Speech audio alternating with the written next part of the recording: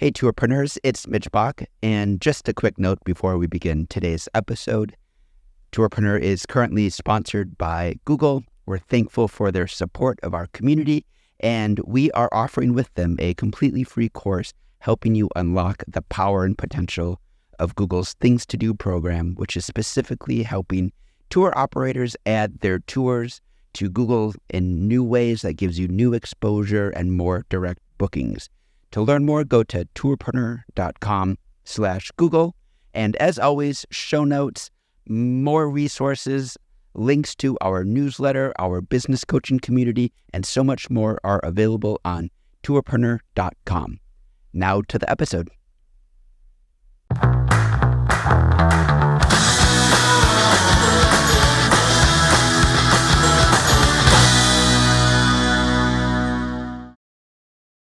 Hello, everyone. Welcome to the Tourpreneur podcast. My name is Renee Ventrice.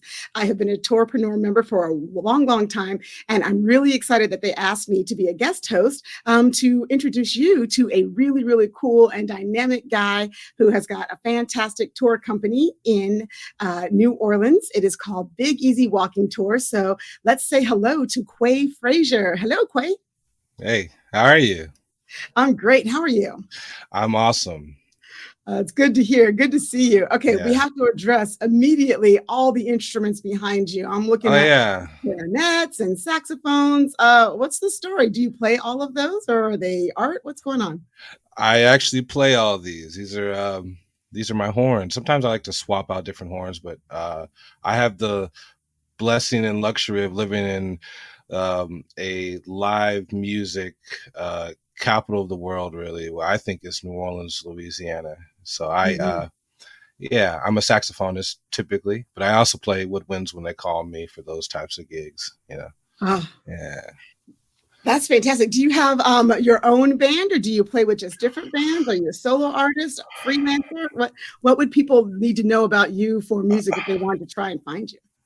So I started out just as a jazz musician and playing specifically just jazz and New Orleans jazz, but I've gotten to play all types of different musics, from playing with people like Tony, and even like Lil Wayne and all that kind of stuff. So Get out it's of kind of here. cool. But I play right now with a great band leader and trombonist. His name is Corey Henry, and the band is called the Treme Funktet. And and I also have my own band. I just started it recently. It's called Smoking on Some Brass.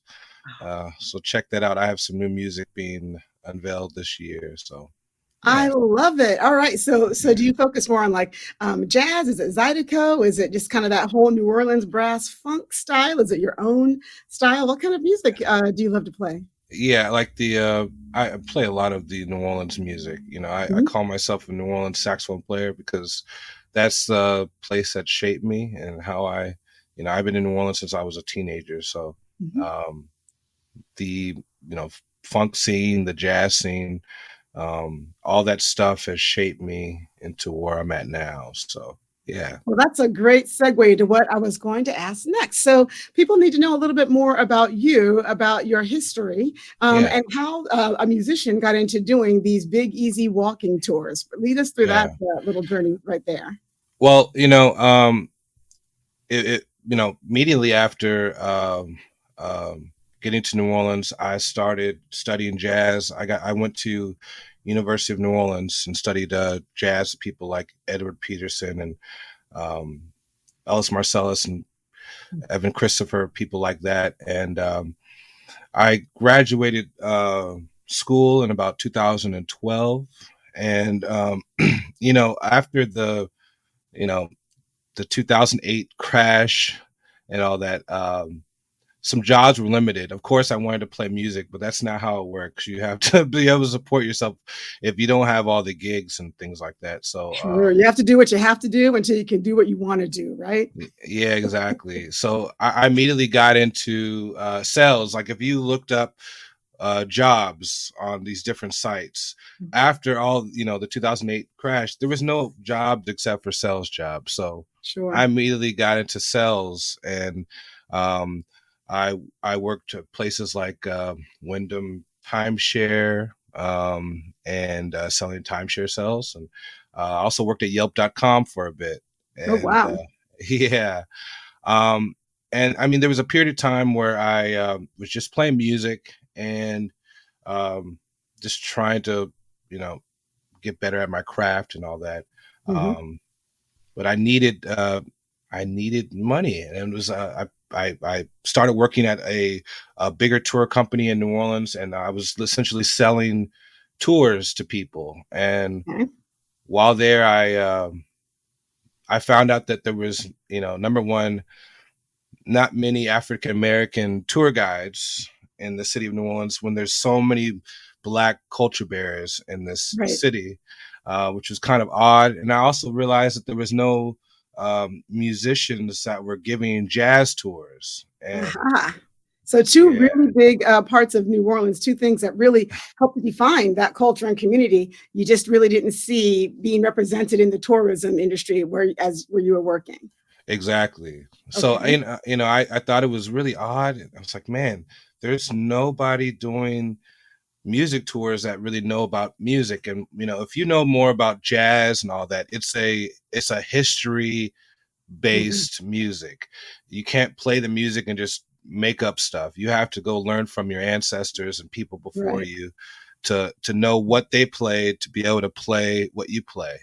And that's really what jazz is. And so that comes with a lot of history and knowledge of how things came about.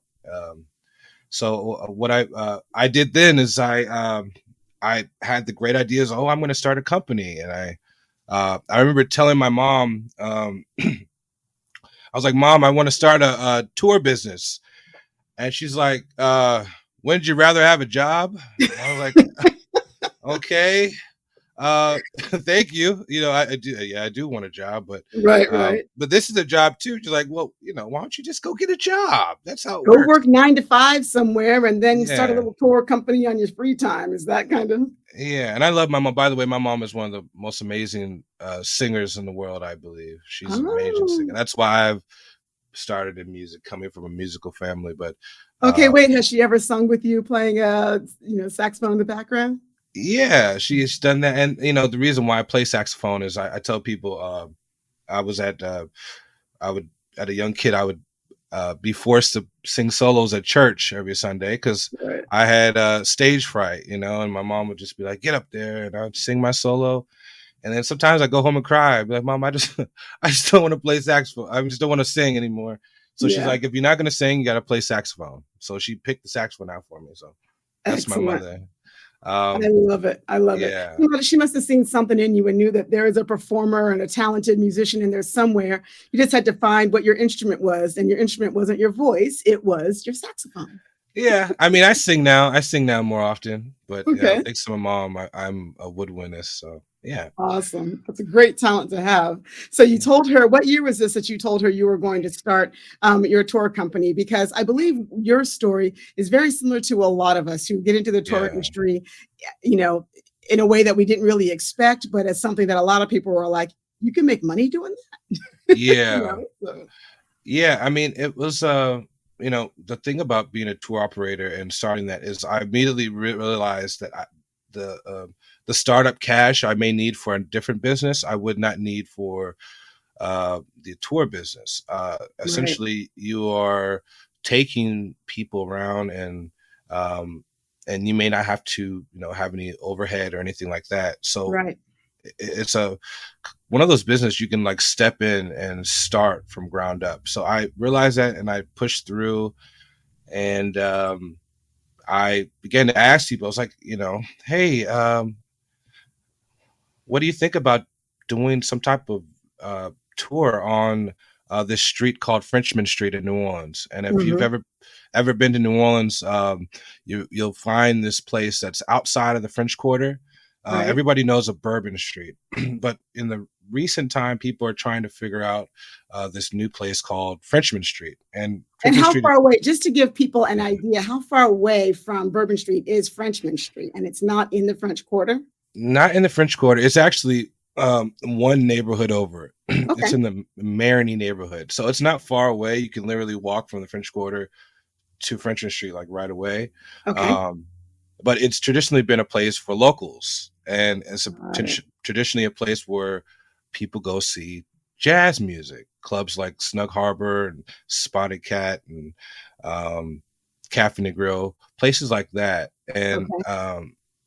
originally, when I asked people, "Is it a good idea?" They're like, "Why would anybody want to take a tour of a place they could already go themselves?" You know, and I was like, Yeah. "Oh, that sucks. Well, let me see what I can do." And then it went and kind of grew. I started doing the tours immediately on Groupon, Hmm. and for about a year, I didn't have a lot of people. I wouldn't make any money doing the Right. tours, It was more but for, so you used the Groupon to really get the brand awareness out there, knowing that it wasn't going to be big earnings, but it was going to start generating, that buzz and get more people interested. So brand yeah, awareness was what you got out of that Groupon. exactly. And back then, $10 was a lot of money to me. So Hmm. I'll do the tour and I can go buy a sandwich, and I was pretty happy with that.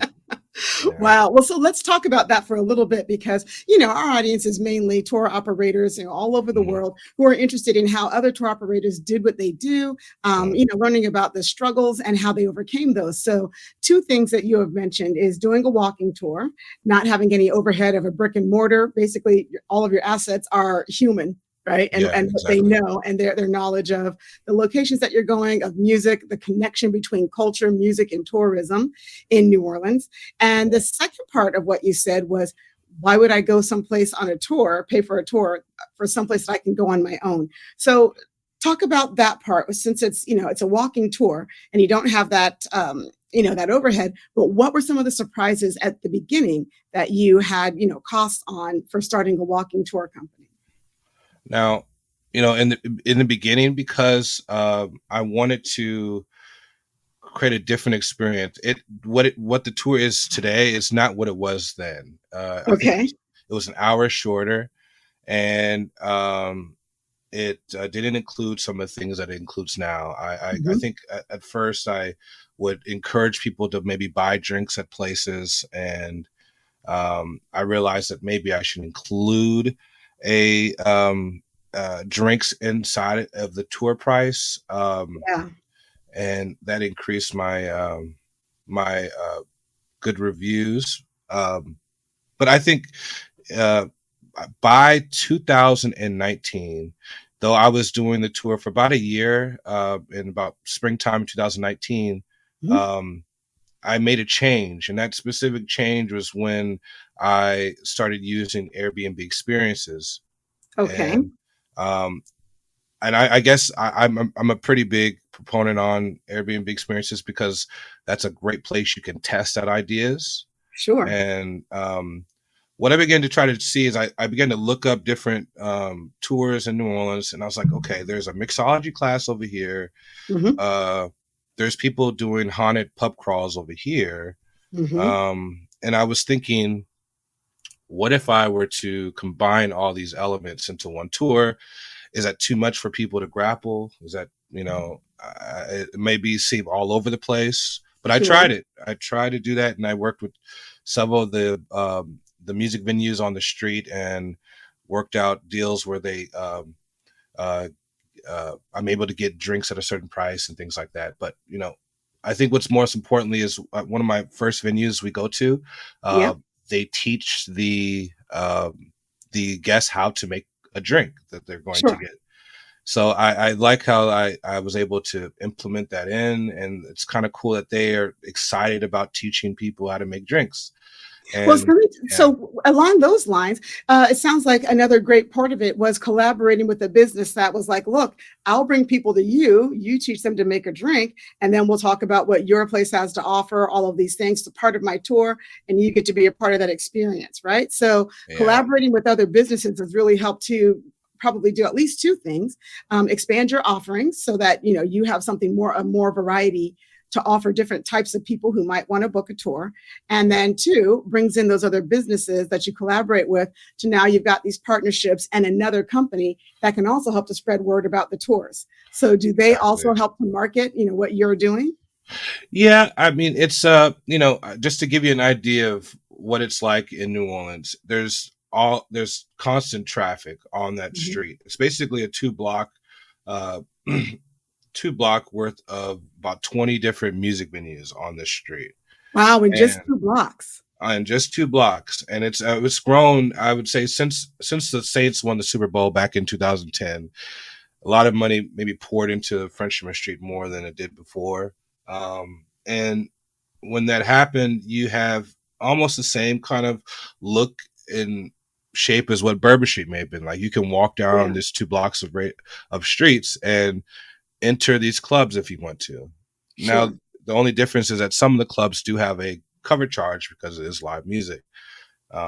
That's the main difference. But the Frenchman Street is really cool because they shot Drake's "In My Feelings" music video on the street. Okay. Even the movie Girls Trip was filmed on Frenchman Street. Oh, I Um, saw that. All right. Is there really a yeah, zip line over the road like that? no, they did not see. They did not zip line. Like, I don't think it's possible to zip line on Bourbon Street. That would have been very dangerous, and I'm I would have sure. told people not to do that. So, but yeah, you can zip line on Frenchman Street apparently. So, Oh my gosh. yeah, Okay, so you did so you started the walking tour and you mm, really had very little overhead. You just basically were doing the tours by yourself and exactly, you just it's a matter of, leveraging your knowledge to do that. One of the problems that people run into right now, the biggest challenge for a lot are yeah, getting the right guides, making sure that the sure. guides are, that they have loyalty, they stick around. How many guides do you have on your team now? So right now we have, I would say 2 full-time, me and Okay. another guide, and then maybe 3 um, part-time guides that I use. Now that's changed prior to COVID and after COVID.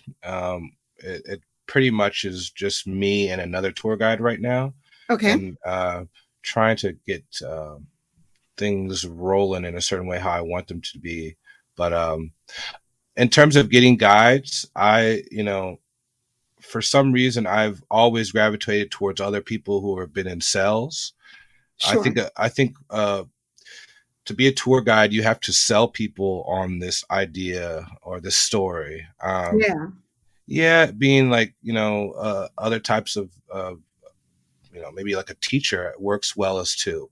My other Mhm. tour guide, Pandy, she's a teacher, and I think teachers and salespeople are the best people to hire. Number one, they know how to, you know, captivate an audience. They know how to get some people to buy into something they haven't, maybe wouldn't buy into in the first place. Right. Well, Um, then teachers are really good at herding cats, which is what we all yeah, know.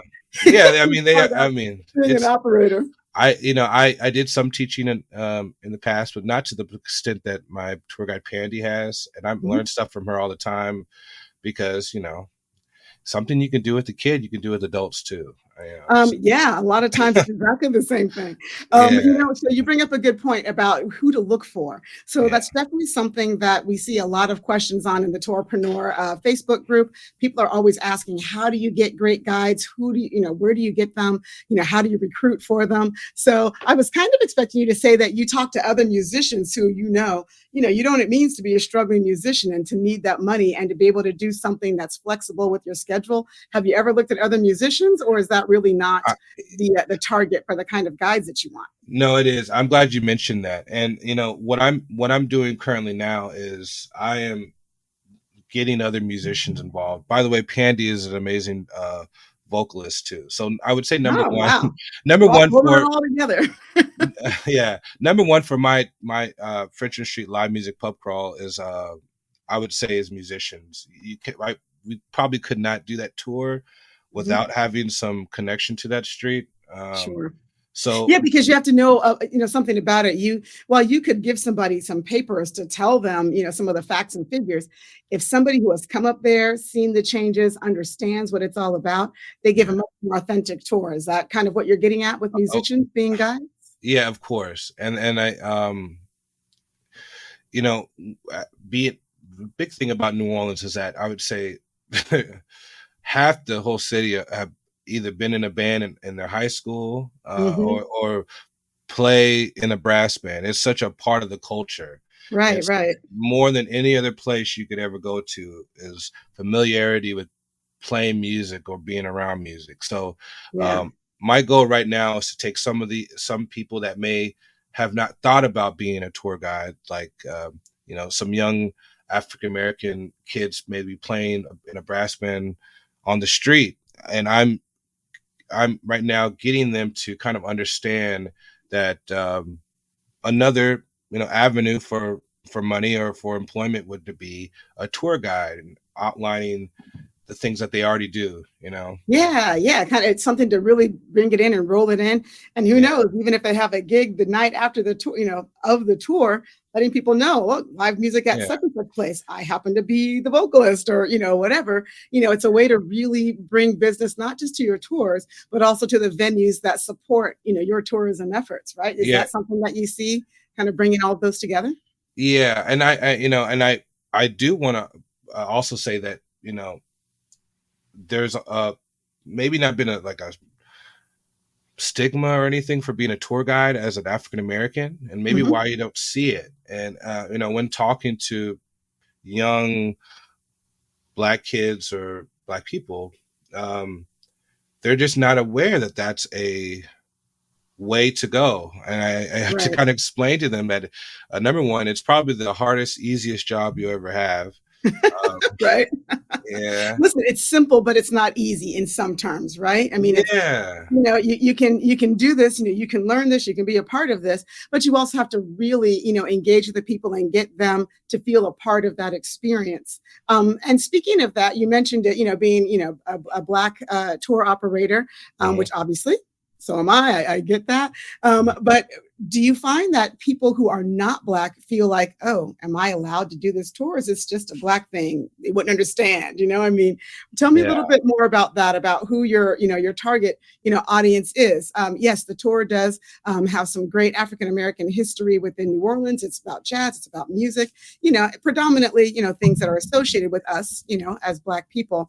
yeah. But what about non-Black people? What do you find? There's plenty of them in New Orleans and also as tourists. So tell me a little bit about how you reach an audience that doesn't look like you. So I think a lot of other tour operators may have that same kind of issue. Yeah. Um, I would say number one, that's a great question. And, with my tour specifically is I mix the pub crawl element of a pub crawl going around from different bars with, history. Mhm. And when I mix the history in New Orleans history, there's the big impact of slavery. And Right. I bring that up, and I think that because of the climate that we're in, a lot of people are wanting to hear um, those types of things, and at times Sure. some people are a little hesitant to want to hear about it. But I grew up in a very, um, you know, religious home, and I would say old school home with my grandmother, and I probably would my grandma would talk about the past a lot Right. because she wanted me to know that this is part of your future. So Sure. um you know And it's supposed to be a little uncomfortable, right? No one should yeah, be comfortable, no matter what color we are, whether or not it was our ancestors who were enslaved. It's not a comfortable topic, but it's not supposed to be. And I think it's important for people to really understand, the genesis and the root of where jazz came from. Something yeah, that my it's father kind has said to me is, you can't understand my rhythm if you don't understand my blues. And yeah, so, that's what I tell people before I talk about. So on a route on the route, we encounter a plaque that says 12 years a slave, and it talks about mhm, the movie 12 Years a Slave, and I talk about the book as well. yeah, And I tell people that the reason why I talk about it is that later on, when we talk about how New Orleans created jazz, it's kind of important to know its impact. And we right, kind of, I think the biggest part that I talk about in New Orleans was one of the biggest places for the sale of a slave, but it also had the most free people of color in the South at the same time. You know, hmm, so all those kind of elements, people of all different types of backgrounds are very interested. Whether you're sure, white, Black, or Latino, you have all these people.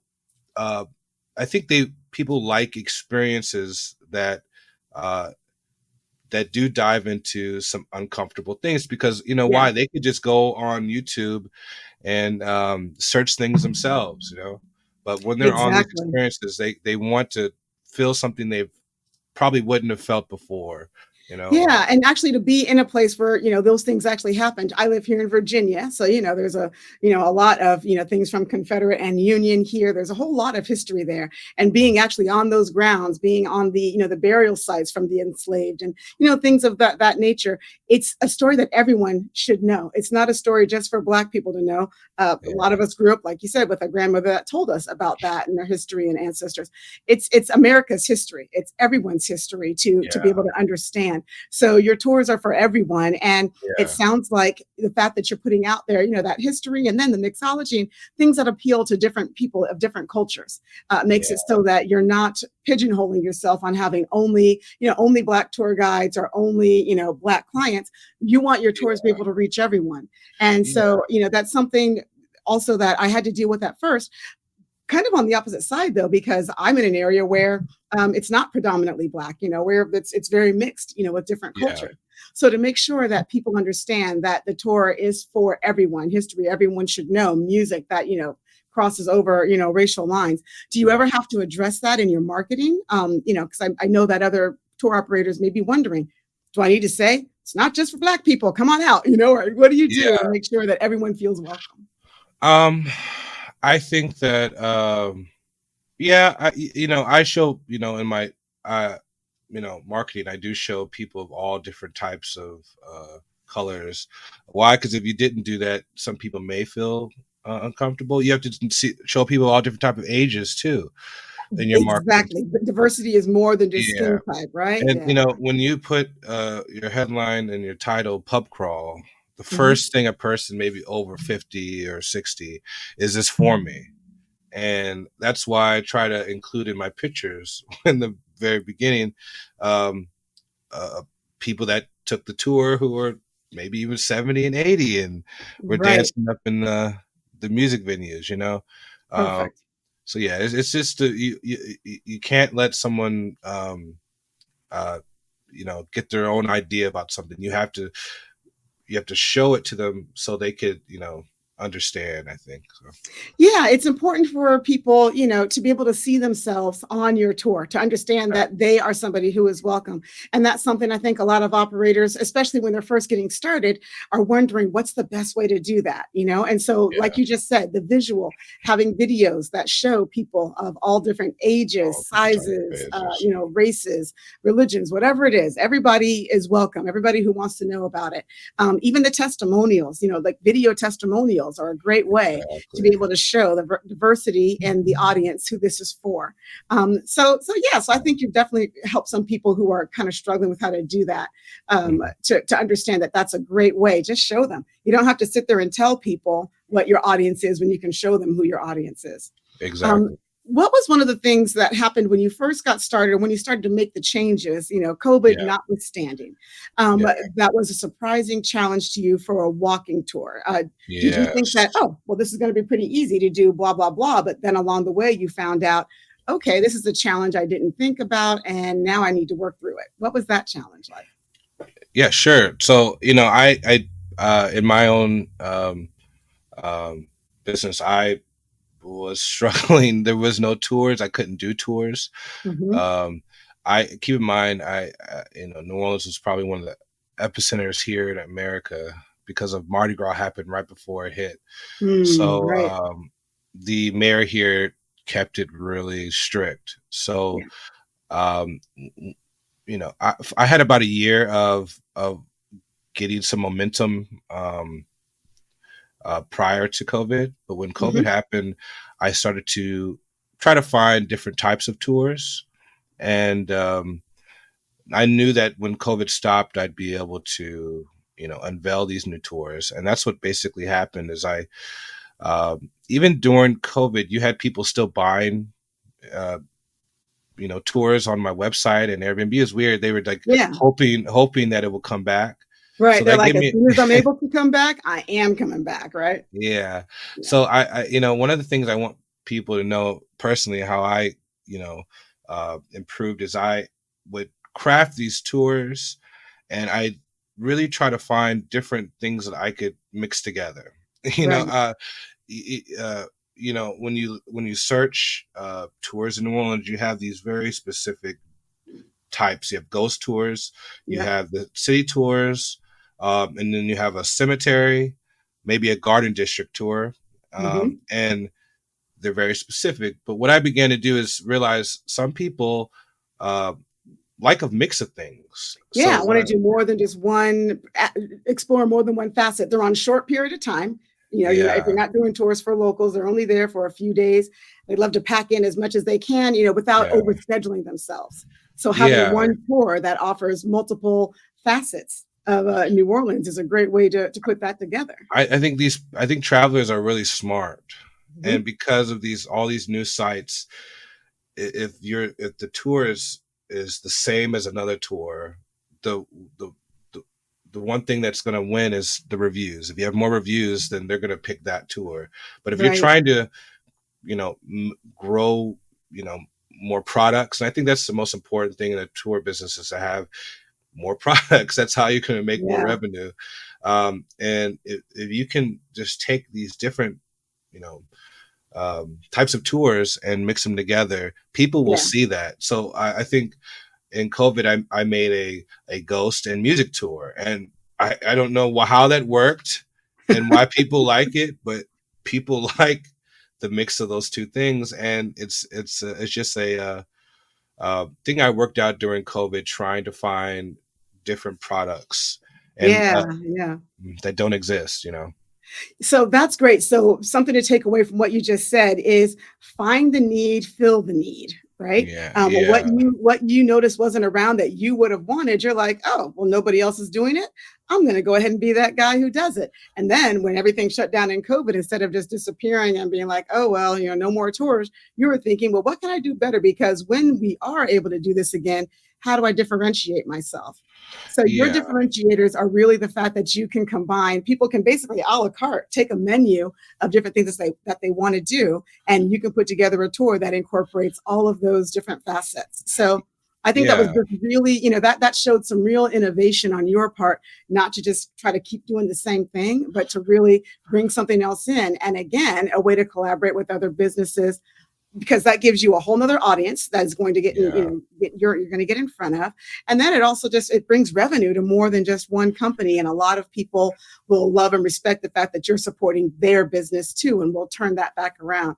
Yeah, And it sounds like people could do several different tours with you and not do the exact same tour, 2, 3, 4 times in a row. yeah. I don't know. I think that um, sometimes when creating these tours, you get stuck and you just don't know where to go. And Yeah. I think the things that helped me was just to find tours that other people are doing, and maybe you can combine them. And then what I did is I would test them on Airbnb experiences, Okay. and what that allowed me to do is that space is a little bit different than, let's say, like TripAdvisor, Viator, or some of Mhm. these other places, because when people get on there, they're a little bit uh, looking for the word experience. It's not necessarily Right. tour, Yeah. and Yeah. and um, they're more willing to pick things that they ordinarily wouldn't do. So Yeah. I put out a lot of ideas on Airbnb experiences that didn't work, and I tried different titles, different pictures, different things, Hmm. and then there were some that started to get some traction, and I Yep. realized that test that I was doing, just adding these different ideas on there and seeing what people would pick, I ended up crafting a tour that I could shift over to my own website. Okay. Yeah, So that's cool. So what you did was basically throw a bunch of things against the wall and see what stuck, right? yeah, I think a lot of people tend to either get frustrated or give up thinking that, oh, I thought this was such an amazing idea and nobody liked it. Therefore, no one will ever like any of my ideas. And that's just yeah. not the truth. A lot of No, times, you have to, until you fail, a lot of times you don't even find that winner. If you just stayed complacent with something that was just kind of working, here and there, you would yeah, never have, given another risk or another chance, to try to figure out, well, what else can I do better? How can I move this along? So yeah, hopefully somebody who's watching this, who is maybe in that same stuck place you were, gets an idea of, okay, what are some adjacent businesses that I can maybe work into what I do and bring that along. And as you said, the wording is really important. So instead of just saying pub crawl, it is, a culinary and mixology experience, right? Yeah. Or, instead of Yeah. just music tour, it is, the culture and history of jazz experience. So, Yeah. you're just having to, understand the SEO, and also the mind of a traveler is how Yeah. you figure out, what's going to resonate with I people. think people, honestly, to be honest with you, people would buy anything if it's sold correctly. Yep. It's just the way it is. Yeah, it's true. And I guess that's from my sales background. I realized that, they will, if it's put out there correctly and done right, they will buy it. So if you're looking to make a new tour, Yeah. that new tour can work no matter what you do. It has to be just put there correctly and they'll buy it. Yeah, and people need to be, fearless about failure, and fearless about asking questions. Put it out there to your past clients. Put it out there, in your Facebook groups or wherever it is that you are, to ask people what they think. And that's definitely another way to be sure that the message gets out there, and see, what am I missing? What could I do a little bit better?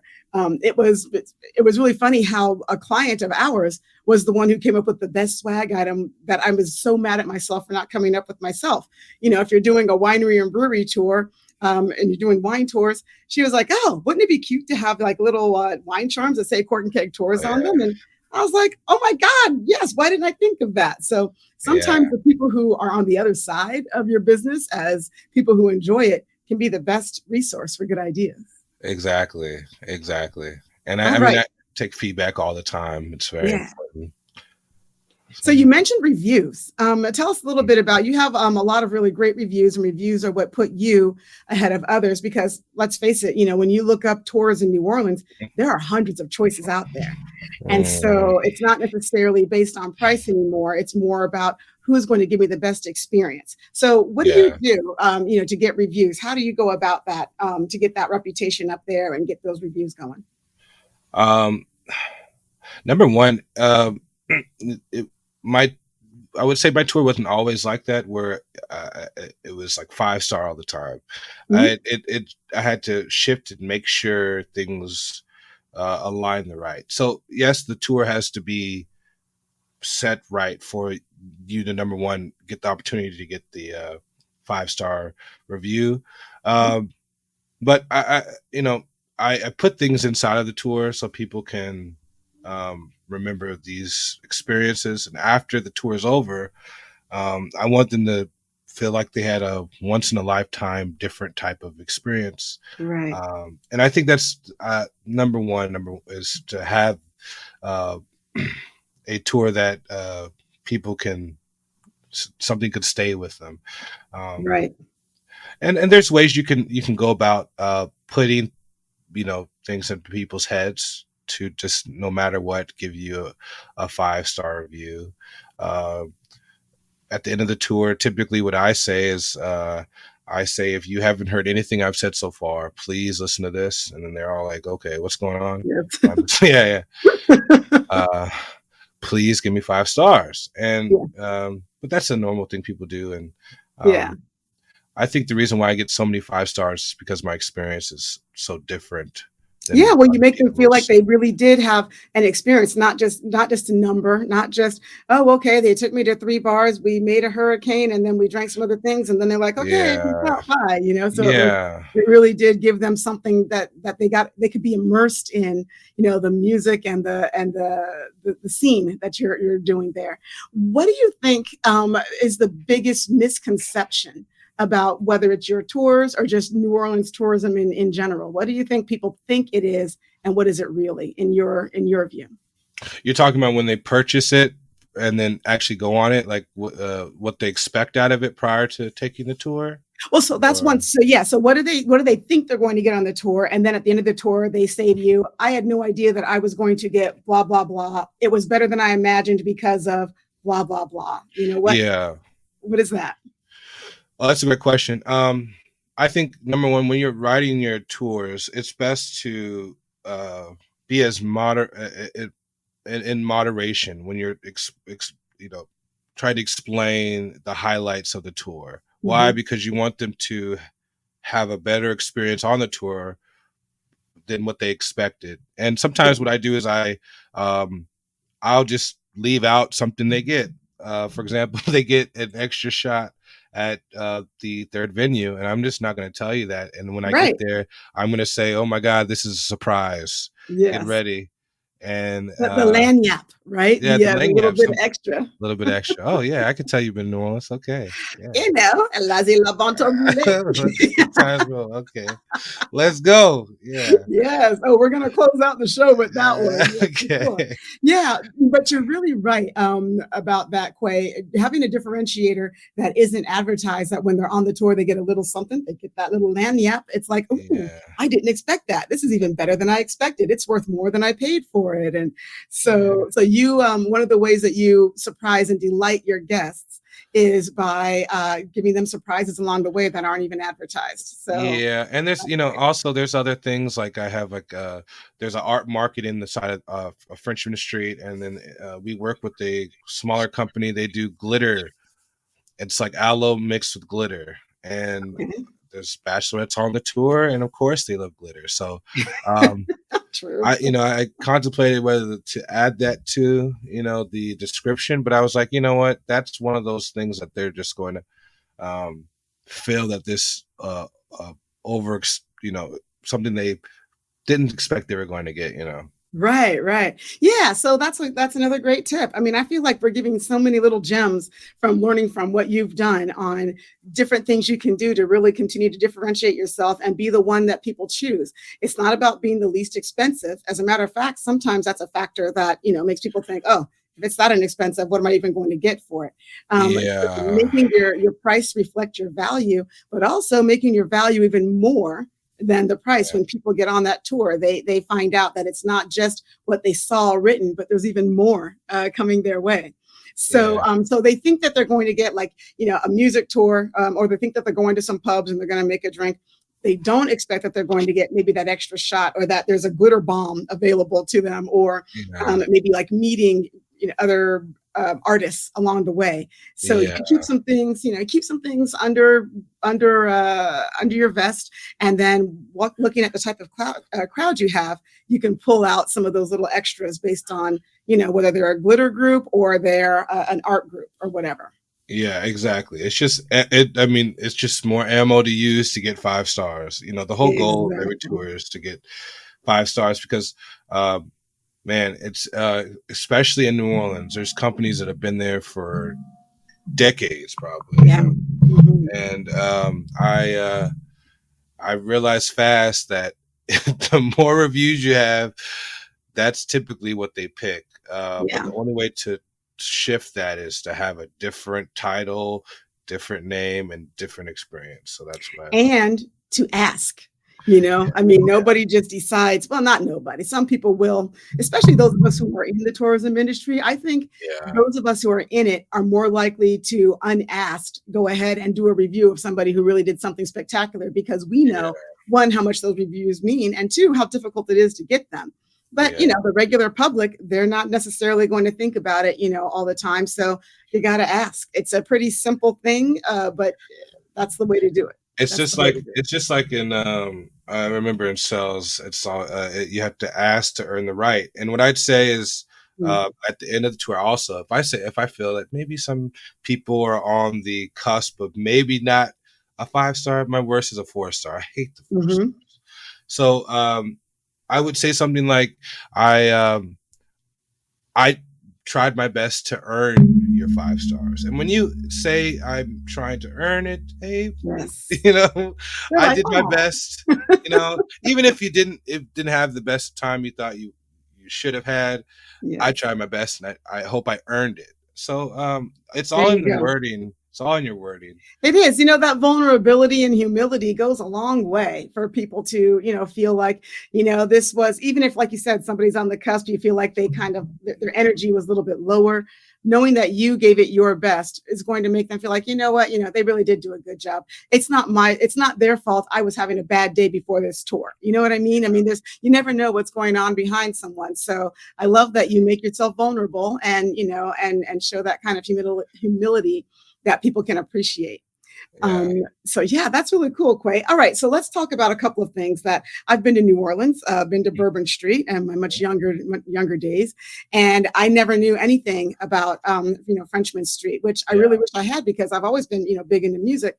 But then again, I was in my 20s and I probably just wanted to be on bourbon. So, like one of the things, I'm just going to bring out a little prop here, and let's just talk about what people associate New Orleans with often. Oh, Mardi Gras beads. Let's go. All these beads. Now, we don't have to talk about how Renee got all of hers, but, tell me a little bit about the culture around the beads, what they mean in New Orleans, and, what the misconception is about these beautiful baubles that I've got going on right here. Yeah. The funny thing on my tour is what we've been doing is we've been using beads as a reward for our dance contest. Okay. And I'm telling you, if you got a nice bead, people are going to do anything for that bead. They're going to drop it low, pick it up slow. That's how they, and it's hilarious that it's just to add more excitement. But in general, Mardi Gras beads, people don't realize Mardi Gras is a family affair. If you, let's say you go on Mardi Gras Day at 8 a.m, early in that morning, you wake up and you go to the Zulu parade, right? Okay. I've heard of that. That's what you do early in the morning, wake up, go to Zulu. And if you are on Orleans at the end of the Zulu parade under the bridge, you're going to see a lot of families there, Okay. So typically when people think of beads, they think of, I got to show this. I got to. Right. And then by the way, I earned these in different ways. Oh, yeah. See, that's what I'm trying to tell people. No, it's not. Typically that only happens on Bourbon Street when you're going to see that. Right. Outside of there, when you're going to the parade, you have children and all that stuff. You're not going to, but really culturally a part of the parades and of the Mardi Gras celebration. That's more about what is it? What's the history behind it, or just a little bit about why beads?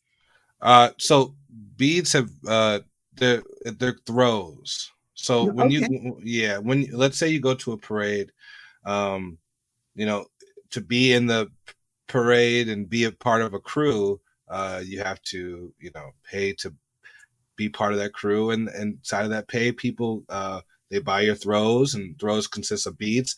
They also have other type of things, like whether it's dolls for the kids, lightsabers, and things like that, and they'll give that out to you. Very cool. All right. Yeah, I don't know if you want to be throwing lightsabers. No, some of my family were here in the 80s, and they said that back in the day they would throw these things, and that was when things were unregulated. You could throw anything back in the 80s and all that stuff. That's so funny. So the misconception that we are just going to squash right now is that, beads have to be earned, by flashing, and that it's a family-friendly place, and that it's someplace that, that is a lot more than just Bourbon Street. Beyond Bourbon Street is something I think a lot of people really need to understand. And you've been able to really push that message, which is why your tours are doing so well, is because you make people understand there's so much more to our culture, to our history.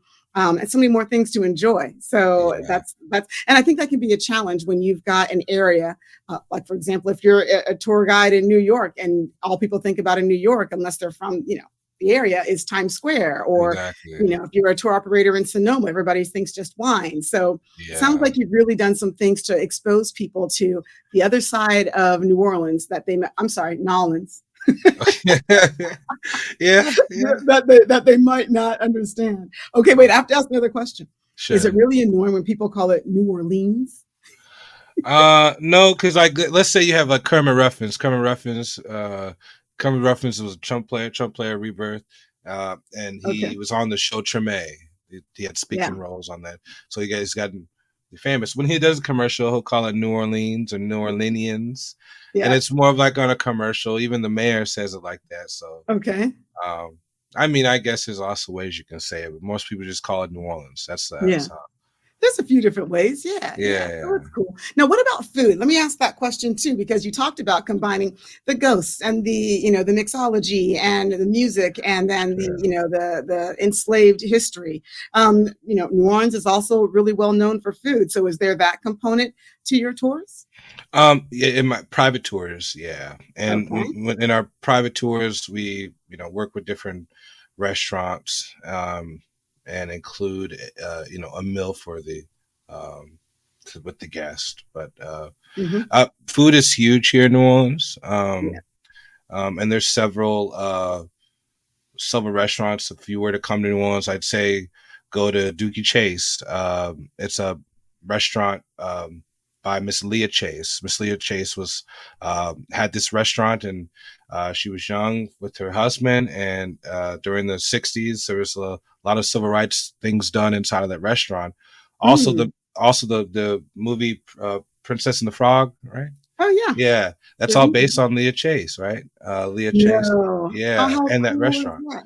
So I recommend if you do come to New Orleans, that is a very historic African American restaurant to check out, and the food is amazing. It's right next to Treme. Very, very cool. And what it really sounds like is, you make yourself a subject matter expert on your tours and what you're up to, so that if somebody asks a question that's off the page, it's not, necessarily directly related to exactly the straight line that you're traveling down the tour. It's really Yeah, important that you and your guides are able to show yourselves as somebody who really knows the culture, knows the area. So yeah, it's really, really great to see that you've kind of honed in on a way to put together a lot of these different elements that make up what everybody's interested in and wants to know about in New Orleans. yeah. Um, about your public tours, have you found that as a tour operator, there is a max capacity that you really need to stay under in order for the tour to stay, either attentive or stay, cohesive? Did you ever have a Mhm. tour that was way too big and you're like, okay, more money but more problems? We got to shut this. We got to scale this back. Did that happen? Well, I'm gonna say something, and hopefully the city of New Orleans is not listening. But I a couple years ago, I had a big tour of about 100 people. And Wow.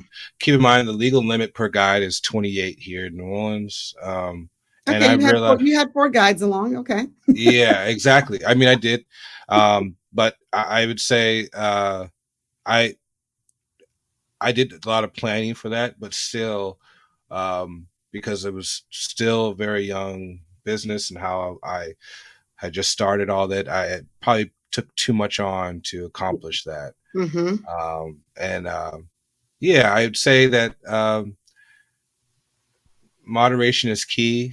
I wouldn't say if I got the opportunity to do it again, I would totally do it again. But Yeah. What were some of the things that you found that are different with a group of 25 than a group of 100? Aside from the obvious, that many yeah, more people, but what made it, what made you, think, okay, if I'm going to do this, I have to do these specific things to avoid X, because something else that others who do walking tours or tours that could, grow exponentially need to understand is, what are some of the things you really need to be sure and be sure that you do when you have a max capacity type of group like that. the planning is key. I mean, I had planned that tour for about 6 months, Wow. um, but I think what I learned is that you can't cut corners. And where I went Mm, wrong was with because it did include food and all that.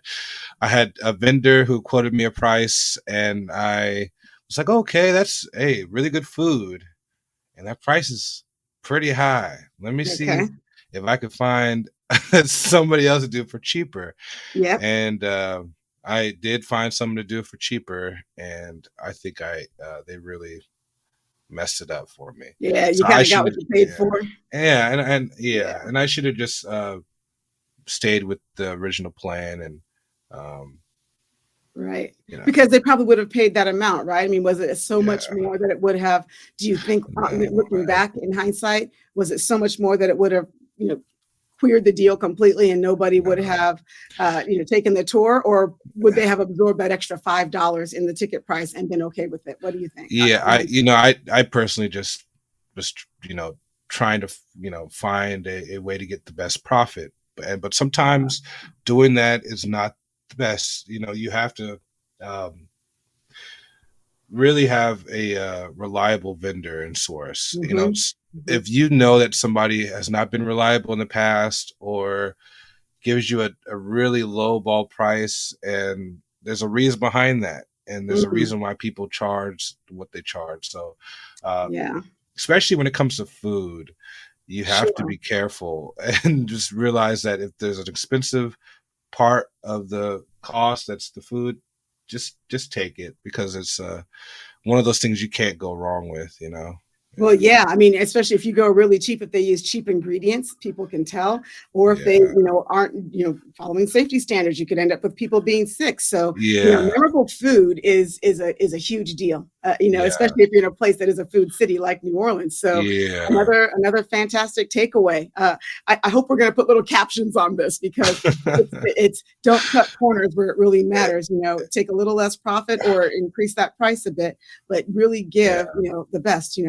I guess pretend your grandmama's taking this tour. Would you have served her this? Yeah, I mean, my grandma would have been like, "What's wrong with you doing that? Right? You're not supposed to be doing that." But it's very important. You got to have, I think food is the one part where you can't cut the corners. Some other places you can Yeah, there's some places work you your way can, right? around, but man, I you agree know, with you completely. I mean, even when we were, trying to figure out ways to maximize our profit, looking at sparkling wine, you don't have to buy a $25 bottle of sparkling wine to make it to be a good one, but you can't get a $4 bottle that you don't even like. Find something in the middle that you would drink yourself, and then, you know, make a little bit less money, but make more people happy. Have them coming yeah, back and saying, where did that food come from? I want to go there. And then guess what? They tell people, oh, we tried your, jambalaya on, the Big Easy walking tour, and now I'm a client of yours. Yay. So yeah, so you've got a great point about where to cut corners and where not to. You don't want to cut corners any place that would affect the experience for your guests. Cut corners on something on your back end that won't affect the guest, but not on something that could change how they yeah, feel about what you presented them with. yeah, exactly. That is fantastic. So what about on your tours? We talked about, there's diversity in your tours, Hmm. all across age group, across, cultures, across race. Anything really interesting ever happened that you were like, okay, that's a first? So just have a little fun now. Let's talk about some of the fun stuff. Oh, with doing tours in New Orleans, I can that's only imagine. it's yeah. There's a lot of crazy stuff that happens. It's just what it is, and it's Mhm. when you have all these different experiences, it was going to make you a better business owner and better tour guide as well. But Right. you know, um, you got to do tours during Mardi Gras, and think about Mardi Gras. It's not just a 1 day event or week Right. event. It's a couple weeks. Yes. Um, and you'll have situations where people are pretty rambunctious and crazy. You don't say. No, I remember I was doing a tour, and it was a fun tour because it was a bachelorettes, I think, and all of a sudden we turned and there was a guy um, naked on a cop car, Only in New Orleans. and then there was some and then the mom of the tour got the naked guy to get off the cop car. The cop didn't want anything to do with it. And Yeah. she's like, "Get off that cop car." And he's like, "Yes, ma'am." And he was just completely naked. And I was like, "Thank you. That you helped society for getting this man." That is good. She just took control. Oh Yeah, my she gosh. didn't I want this love naked man on that cop car it. whatsoever. Well, he definitely saw her and took what she said to heart. That Yeah. is so funny. Yeah, I mean, because the tours aren't contained. You've got other people around that can affect the experience one way or the Yeah. other. You have to So deal with a lot of different things. And I teach my guides like when, let's say you're talking and people interrupting you, you have to Mhm. just push through. Yeah. And you don't, what I learned in sales is if someone interrupts you, you just, I mean, it's rude, but you keep going with what you're doing. And Yeah. at some point in time, that person that interrupts you will get the idea and shut up, maybe. So I Yeah, they'll teach my get the guys, hint. like, whether it's a guest that may be drunk and just wants to talk and agree Yeah. with you on everything and maybe give you suggestions on what you're saying, you just got to keep Right. moving, keep going, keep Yes. pushing. Yeah. Yeah, that's great advice. And I think that's something else that some guides struggle with. Not just guides, but also tour operators, is finding that balance between making sure your clients have what they want and, and they feel free to be themselves, but also not disrupting this tour so that it affects the enjoyment for other people. So that's Yeah. definitely, especially when there's alcohol involved, depending on how late your tours are. If you're doing a tour in the evening, they might have already been, to Pat O'Brien's a few Yeah. times. So Yeah. being able to train them to be able to deal with that type of a situation. Guess what? You get to be my guest guide for the day. Why don't you tell everybody about this over here? Oh, you don't know Yeah. anything about it? Well, if they want to learn it and you want to learn it. Yeah. Yeah. Yeah. So, yeah, so it's interesting dealing with people. Of What is course. what is the most rewarding for you about owning, big easy walking tours? What's the most rewarding thing that you would say keeps you doing it every day? Yeah. Well, I mean, I said earlier, like, it's the hardest, easiest job I've ever had. Mhm. But I think really it's just, you're number one, I'm an African American male, and it's not often you see people owning things. We are, Mhm. I guess, uh, at times we have not always been used to, you know, being the owners of things, maybe being the Right. consumers, but not the owners. So I take pride in knowing that I'm able to own something, and also that I can, help people. I do love helping Right. people. I remember reading this book when I was in school. I studied business too, so a little bit in college and minored in it. And read this book. It was like Never Eat Alone, and it talked about Bill Clinton back in the day. And Bill Mhm. Clinton, every reason why everyone loved Bill Clinton, because you could walk around everywhere people met Bill Clinton. He'd take their number. He's like, "Oh, you're an accountant. Oh, okay, cool. I'll write your name down. Oh, yeah, you do taxes and or something else, a Uh, lawyer." Every little person. So when someone asks him, "Hey, do you got a lawyer? Do you have an accountant?" He's like, "Oh yeah, I know this person," and that was Bill Clinton. So I try to make sure people know who I am, and if I have something I can give to somebody, I definitely help them out, because at the end of the day, yeah. when you do that, people are like, "Oh yeah, I do know somebody for a tour. I do know somebody for this and for that." That's Quay. So that's why my takeaway from reading all that. And then also being a tour guide in New Orleans is really fun. You Right. are essentially you're getting to party every day with people wanting to have Yeah. fun. And sometimes I think about when I did sit behind a desk, how much different my life is now, and I feel Right. Right. quite very blessed, to have this opportunity to do this. That's awesome. I love to hear that. And I love what you said about, never eating alone, and bringing other people up with you. Magic Johnson was a part of a meta conference that I was a speaker Wow. on. And he was just talking about how people will remember how you helped them. They might not remember everything that you did for yourself, but they will always remember what you did for them. And Mm, it's just really true. So even if it's just collaborating, bringing a group of 15 people to, a place that might be struggling, if two of those people come back and you got them two more, clients in the door because of you introducing them to them, to that, that establishment, it's huge. I mean, it really means a lot for us to be able to bring each other up. And there's so much competition, I would imagine, in New yeah, Orleans to get people through those doors. So when you're bringing a tour through those doors, they know that they need to come correct so that those people will come back and tell others, oh, when you go visit New Orleans, take this tour and make sure and ask them if you can go to blah, blah, blah. It's just the high tide rises all ships mentality that really, separates you from some other tour operators that maybe just stay, focused on just what they have to offer and just, for themselves. So Yeah, I love exactly. the community aspect of it.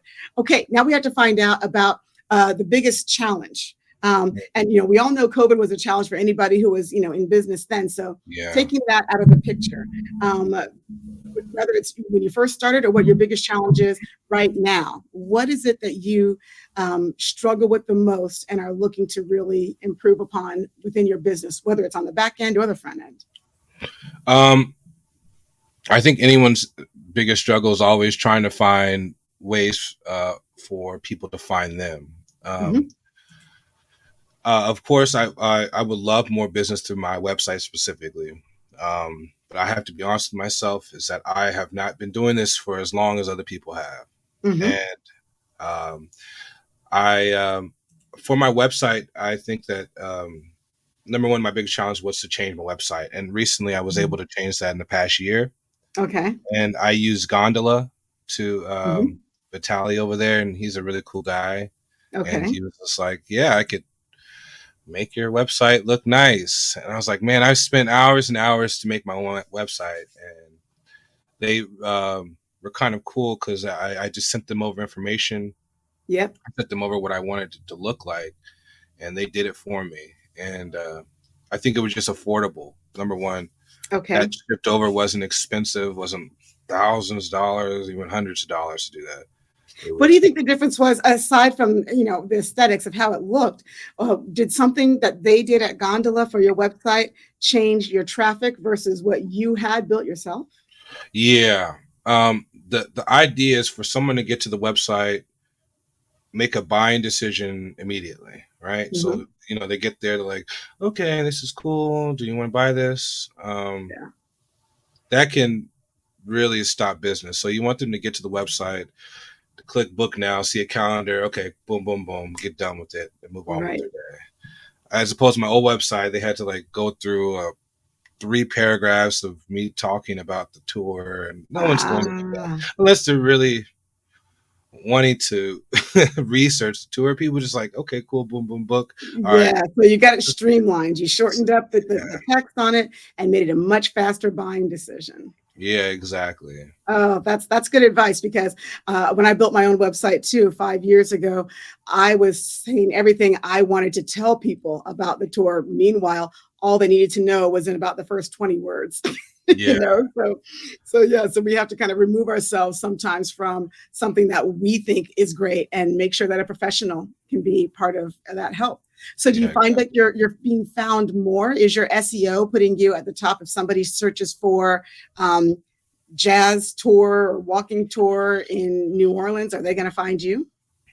Yeah, definitely. So, prior to my website shift, I don't think I really had any um, website bookings. I mean, Mhm. I would have some every once in a while, but not for my Frenchman tour. Okay.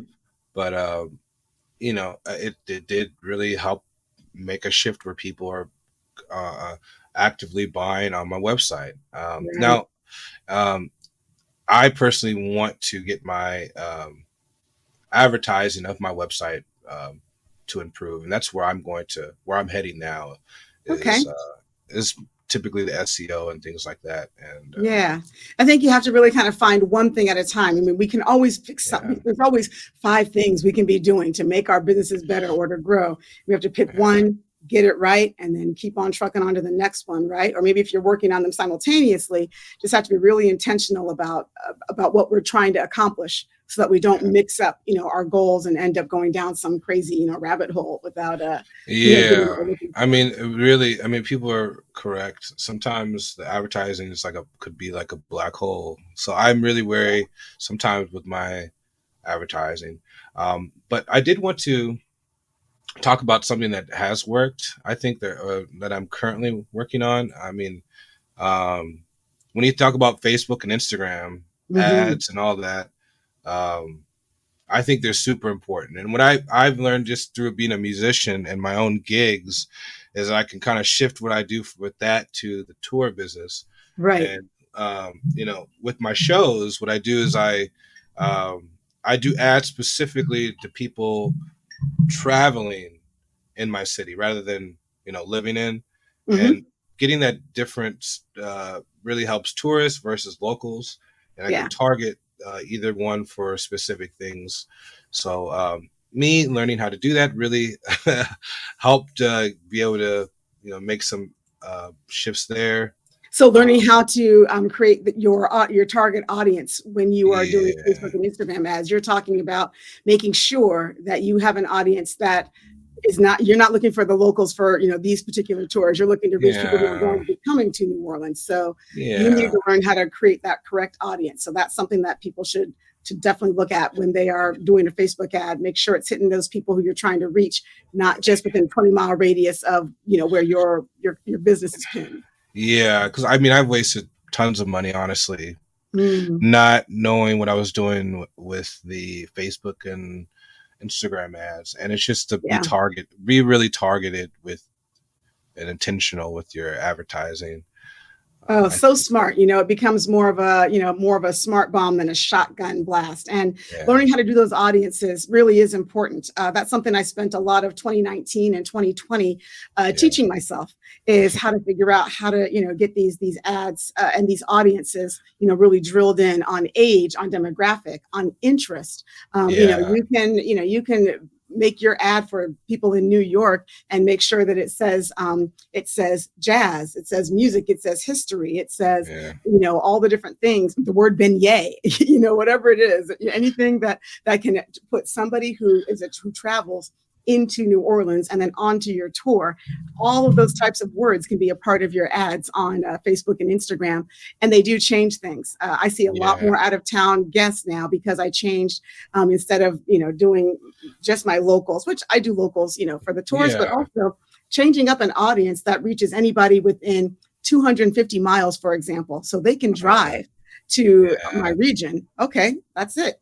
So, when you start to figure out those things and change your audience, you really can just start to grow and grow, and then you get more out of town. So that's yeah, great. I'm glad you've uncovered that. It takes people a long time sometimes to change that. yeah. And also, like, if you're trying to grow your like Facebook audience and even well, I would say specifically Facebook. What I was able to do is I found like a local content, like let's say something in your 50-mile radius around your city. Um, Mhm. Whether I mean with me it was specifically a brass band video. So I found Okay. there were a Big Six brass band, one of my favorite brass bands here in New Orleans, and they had this really cool song video it was on YouTube, and I Okay.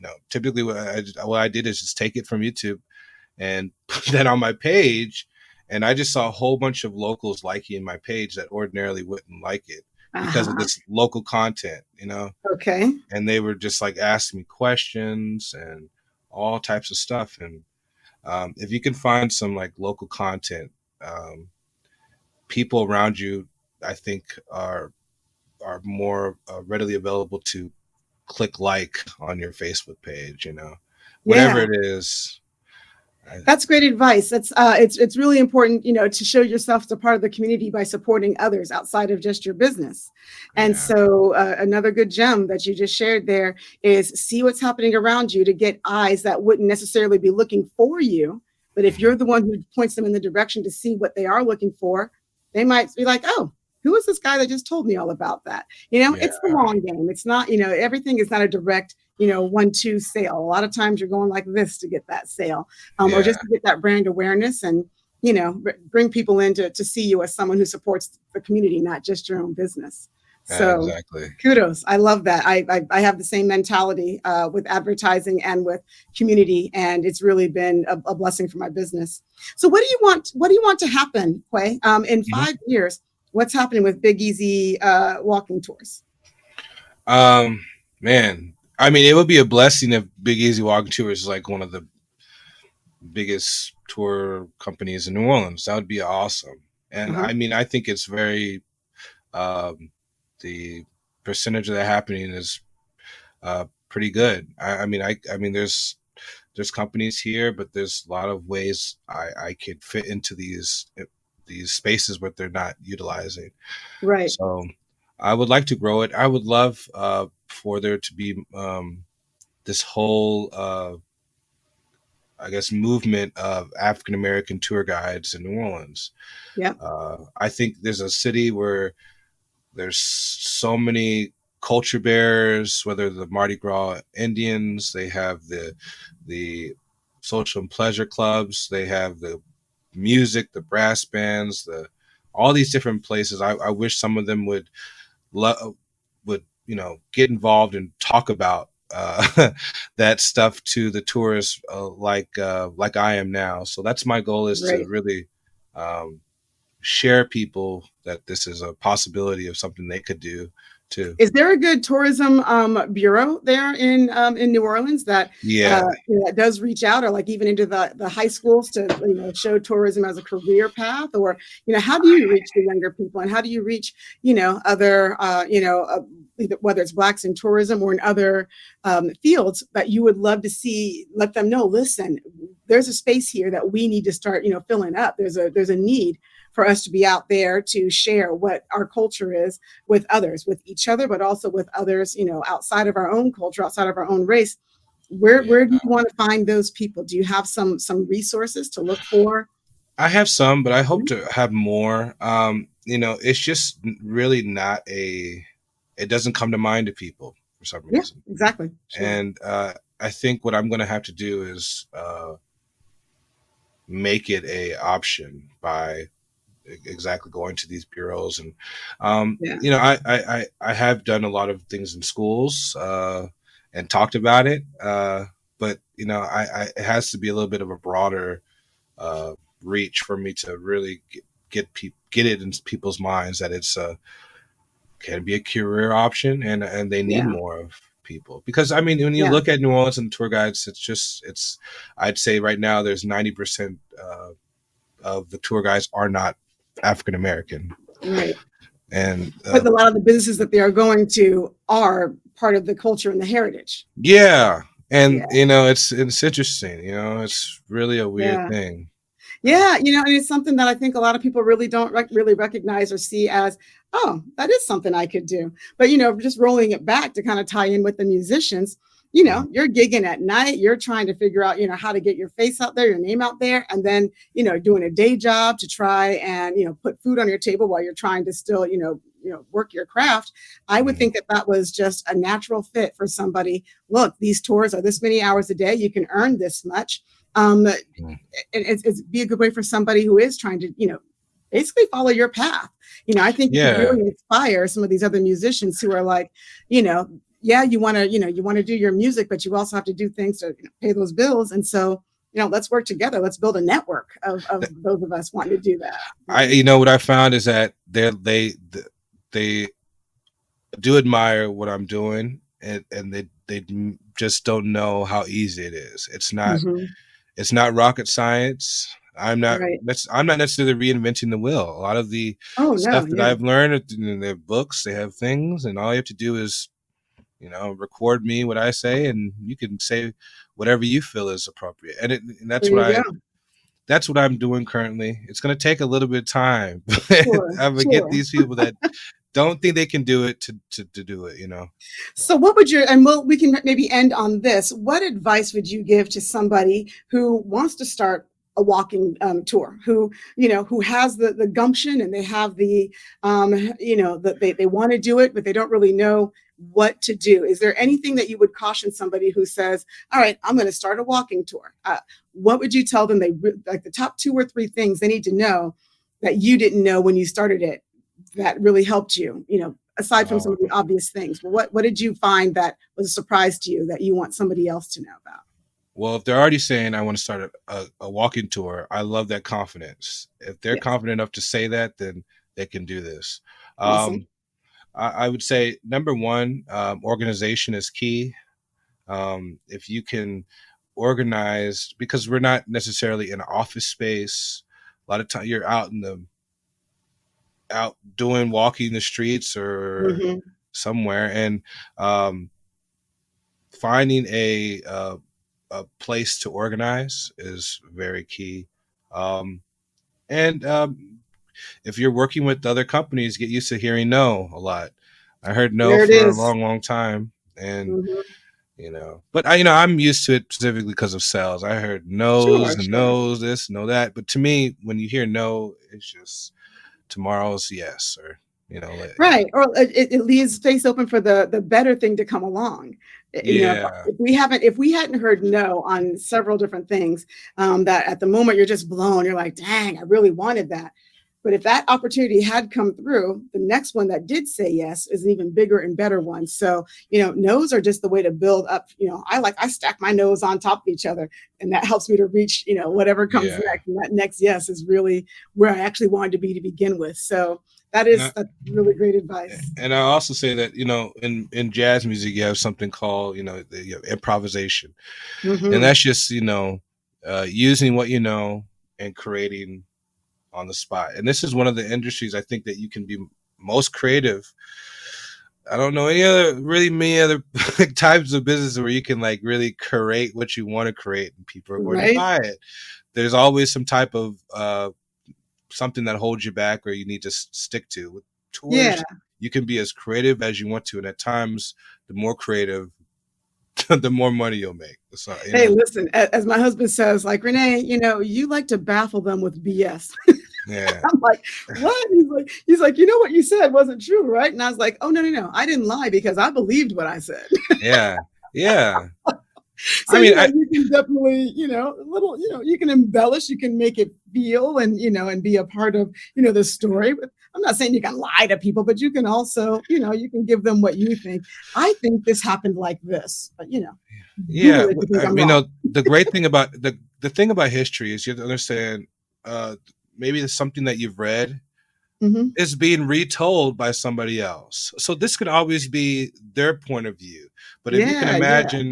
if you can imagine, based on the history that what may have happened, you can paint an even more vivid picture. And that vivid picture may not be Mm, wrong right. or incorrect. It's just you're trying to get people to see it in their brains while they're hearing you. Yeah, You yeah. know, and it's That's really an interesting point there too, is really kind of getting them to get into their own minds and let them create their own story around, what you see. That's probably one of the allures of ghost stories. I know when I've ever been, yeah. we have some haunted wineries around here. I love to think about, what the ghost was, before she became a ghost, what she ate, what she sat around thinking about, what would make her angry. There's little things like that. So you can really, um, your mind starts to kind of wander into this place of creating your own reality, I guess, around some of the stories that exist. So yeah, if you like, paint that little baseline for somebody, then they start putting things on top of it. Yeah. I mean, it's kind of like I'm, music, building that harmony. yeah. I mean, there's some people here in New Orleans that they have their whole routines, whether they're dressed like pirates or just like a Hmm. vampire would look, and that's cool. And Yeah, how they say it.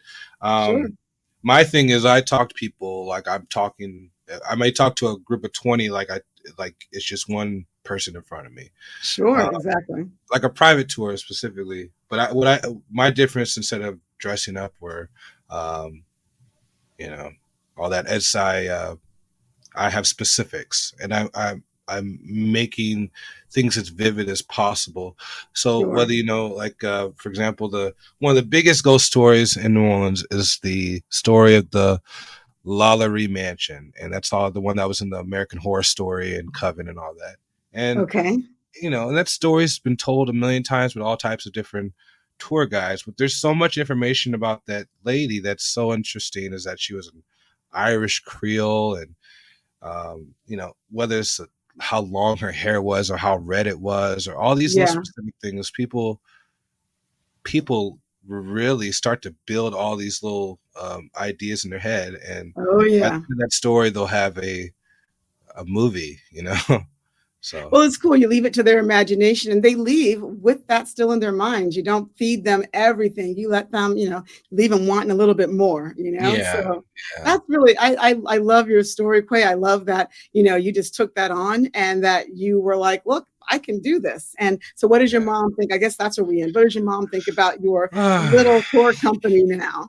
Well, hey mom, I told her I was doing this today. She's like, oh my god, thank god. I Okay. love it. But my mom is she's coming along. She's She knows my website, and Yeah. she's gone on the tour with me. She was a tour with about 22 people, and Wow. it was nice that she's got be able to see me in my element and all that. So her perception changed, went from, you know, being my baby's a tour guide to now he has a tour business, There you go. So, yeah. Exactly. And making our mom and our dad proud is all we ever want to do in our lives. Am I right? Yeah, exactly. Exactly. Oh, this has been great. Well, I really am excited that we got a chance to sit down and talk about this. I think that anybody who either has a walking tour company that maybe is struggling, or maybe it's doing well, but you're looking for some new ideas, Mhm. or if you've been considering starting one and don't really recognize whether or not you can, is there any pitfalls or something that I need to be aware of? I love that you said, just go and do it. You're going to figure it out. It's a great way to be an entrepreneur. It's a great way to be able to combine some things that you love, into cash flow, as a Mhm. guide with it. Mhm. So how do people find you? Give us your contact information for your tours so that they can check that out. And if anybody wants to talk to you about actually the tourism industry, aside from Yeah. actually booking a tour, how do we find Yeah. you, Quay? Sure. You can find me at BigEasyWalkingTours.com. And several ways, social media. You can find me at Big Easy Walking Tours, at Big Easy Walking Tours on Instagram. Mhm. Um, and Big Easy Walking Tours at gmail.com is my email. Okay, easy I enough. was about to give my phone number, but if you want my phone number, you're going to have to email me. There you go. I'll give it to you. You Again, can call me anytime you want. Don't worry. there you go. Leave something, leave a little bit of something that they have to work for to get. So Yeah. that's great. Well, this has been wonderful. I appreciate your time today. Is there anything else that you'd like to tell everyone before we say au revoir? I would just say that Tourpreneur has been a blessing to me. I've implemented so much stuff that people talk about, and I think it's an amazing community that's been put together. And I just think I'm just grateful that you guys invited me. I love that I was able to share my story with y'all. Well, your story is a great one, and it's one of perseverance and innovation and feeling that need, seeing a need, feeling a need. So really appreciate you being here. Appreciate Tourpreneur for giving me the opportunity to talk to you about your story, because next time I go to New Orleans, you're going to see me, and I'm going to do your tour. I'm excited about Yeah, that. with those So, beads on. Yeah, just hey, like bring that. my Yeah.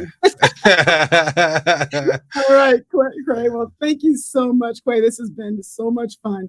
And laissez la bon temps rouler. Good times roll. Yeah. Let the good times roll. That's right. All right. Cheers. Thank you so much.